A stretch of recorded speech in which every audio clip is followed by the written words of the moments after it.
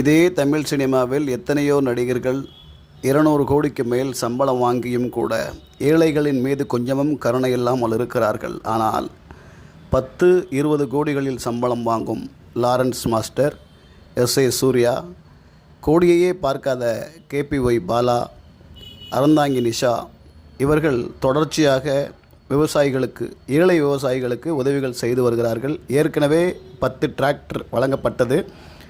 11வது tractor இன்று SA. Surya மூலமாக வழங்கப்பட்டது.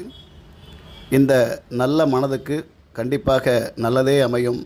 இதுபோல் இன்னும் பல விவசாயிகளுக்கு உதவி செய்ய வேண்டும் என்று கேட்டுக்கொள்கிறேன். ஏனென்றால் இன்று நாம் விவசாயம் அழிவதை கண்கூடாக பார்த்து கொண்டிருக்கிறோம். ஒரு டிராக்டரோட விலை கண்டிப்பாக 10 லட்சம் 11 லட்சம் இருக்கும். இருந்தாலும் இவர்கள் மனம் உயர்ந்து இதை செய்வதை மனதார பாராட்டுவோம்.